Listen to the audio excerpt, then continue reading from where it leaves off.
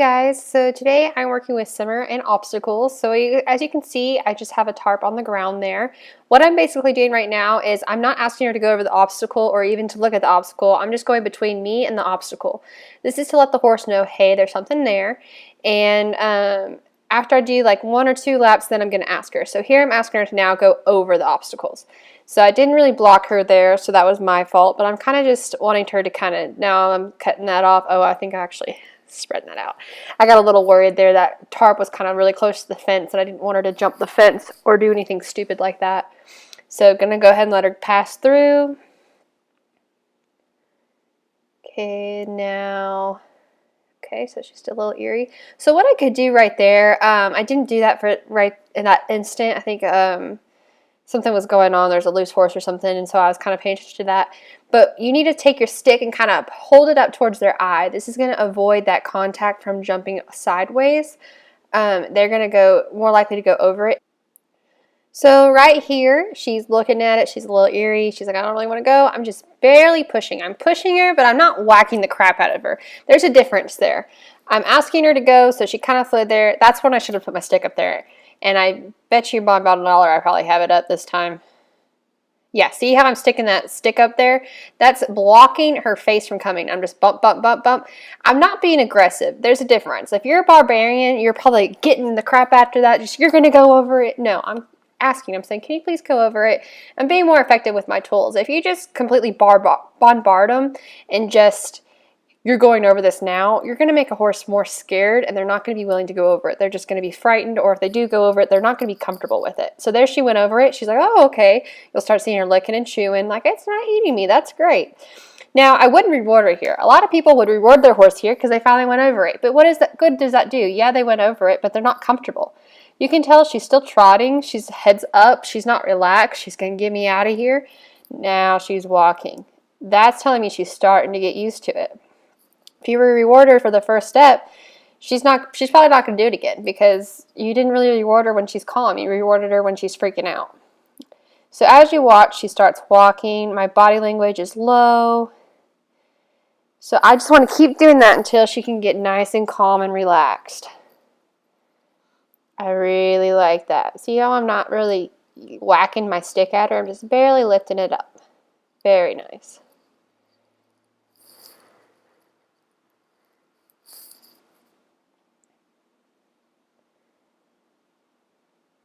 That's very nice.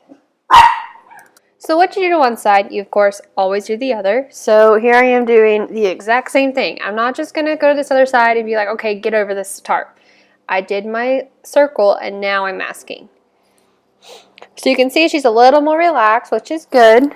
She's thinking. She's not reacting. She's really bad about reacting really easily. So this is teaching her to think. And this exercise actually helped a lot. She was able to, the farrier came and she was able to stand there and not freak out. I was able to wrap her leg up. She hasn't really been letting me do that. So now that she's using that thinking side of the brain rather than reacting, she's letting me touch her head, different things. So this is really helping that reactive side coming, not the reactive side coming out, but the thinking side coming out and the reactive side leaving. So I really like how she's walking. And as you watch, like her head will start going lower. I'm going to kind of fast forward it because y'all have seen her go over it. And that way you can see some different obstacles that I had done with her today. So here's something different. Now I laid the tarp over the fence. I have some string that's holding it up. I have it to where it'll flap around. It's going to make noise. An object is anything that moves and or makes noise. So this object does both. It moves in the wind and it makes a lot of noise. It's like a racket. So I'm just going to kind of introduce her to it. Then I'm going to ask her to go over. All right. So she's trotting around. She can tell her ears are kind of looking at it. She's listening to me, but she's also paying attention to that flap. All right, let's see. I'm going to go ahead and fast forward it to when I ask her to go over it because y'all get the gist. You ask her to go in between, and I'm kind of making this process go way too long. I should have already asked her to go over it. There we go. Like I said, a horse kept getting loose, so I think I was distracted too watching that. You'll kind of see every now and then I'll look away. Right there, she sniffed it. I'm not going to pressure her to go. I'm going to encourage her to stop. Stopping means she's thinking. She's not reacting at that thing. Typically, she would have jumped 10 feet in the air and jumped sideways. But there, she lowered her head, she stopped, and she said, oh, look at that. It moves. So I'm going to reward that. I'm not going to punish her for it. And honestly, I want her to do it again. So there, it moved, and she didn't freak out. That's a blessing right there. That's what you're going to get out of these horses when you start doing these things. You know, heart attacks are free, so give your horse one.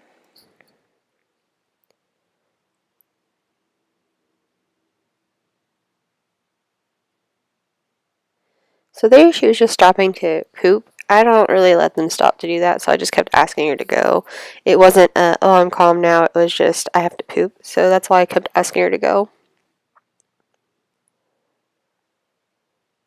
And a lot of times horses will release poop. If you notice a horse that poops a lot, is they're reactive. They're trying to let everything out so they can run. That's kind of a typical response to what their nature is, and so that's what we're getting out of them. We're trying to get them to relax. She's not really doing that necessarily right now. It's when you see those horses that constantly poop when you're working with them. So I really like that. Her head's lowering down.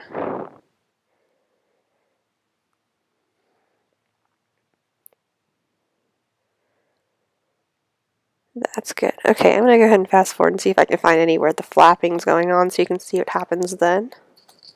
Okay, so here she's walking up to it. She stops. Now watch it flap. Well, I think this is, yeah, so it's kind of moving there and she's just sniffing it. She's not freaking out. That's a good sign there. Really good sign. And of course, like I said, encourage them to stop. That means they're thinking, they're not freaking out. Let them rest, especially if it's right there by that obstacle.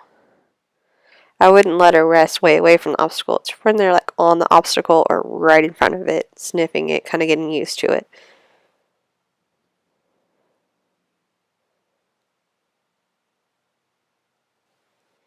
Okay, so here I changed sides. You see when that flap there and she kind of freaked out?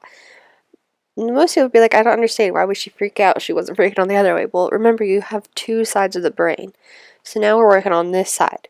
So she didn't jump out big time. That means that she's relaxing. Usually she would jump way up in the air. So now she's kind of learning to use that thinking side, but she still reacted. So that's what we're working on there. But that's why she did that. Because, you know, this is a new side, new brain. I love how that flapped. She kind of looked at it, but she didn't freak out. That's really good. Okay, here is where the wind is starting to pick up and it's blowing the tarp. As you can see, it's kind of going up more. So I'm going to keep fast forwarding it too and kind of let you watch it. So she's a little eerie there, but see how it's literally touching her and she just kind of backed up? That's what I like. She's a little scared, but she's kind of like, okay. So I'm hoping that wind will pick up again, do the same thing, but just keep making her go over it and getting used to that. Alright, so there it's flapping more, and she doesn't care. She's like, okay. She didn't go over it, so next time I'm going to hold my stick up there if I need to and get her to go over the obstacle. So there's my stick up, and I told her to go over. So she could tell she's a little uncomfortable now that it's moving. You know, this is something different. So I'm just going to keep going until she wants to show me those relaxing signs as well as being calm and confident in what she's doing. So luckily this wind was helping a lot today with that tarp. And my goal is while it's blowing, she step on it just like that. That was really good.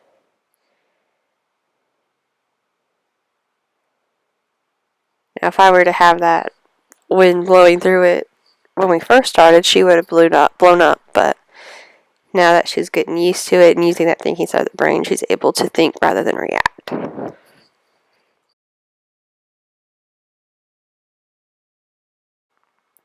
So I really like how she's walking up towards it. She's not really nervous anymore. She's still a little nervous, so I'm going to keep her going, but that wind's flapping and she's not trotting through. She's walking, which is telling me she's starting to calm down.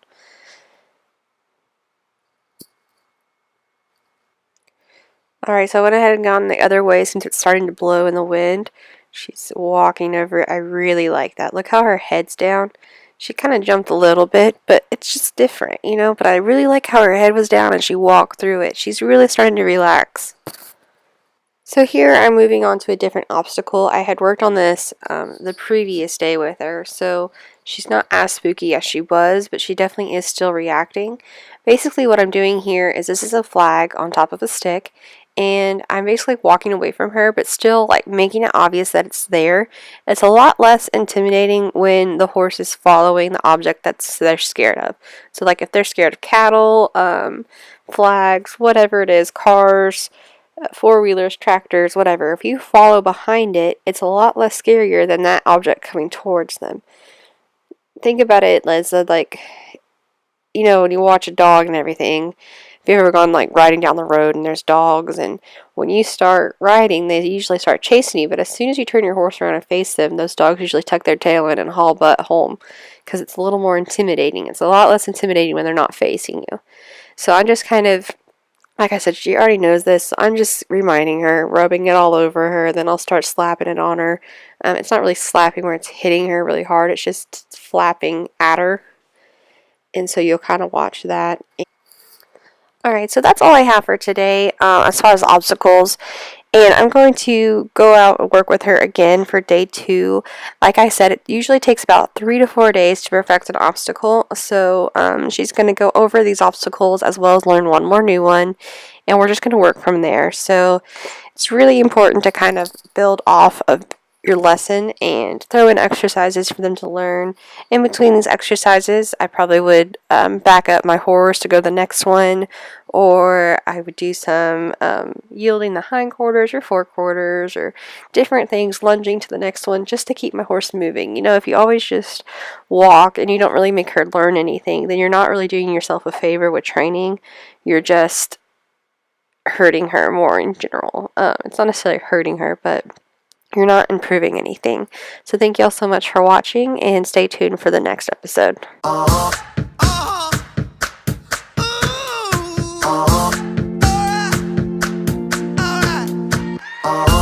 been grinding so long, been trying this shit for years, and I got nothing to show, just climbing this rope right here.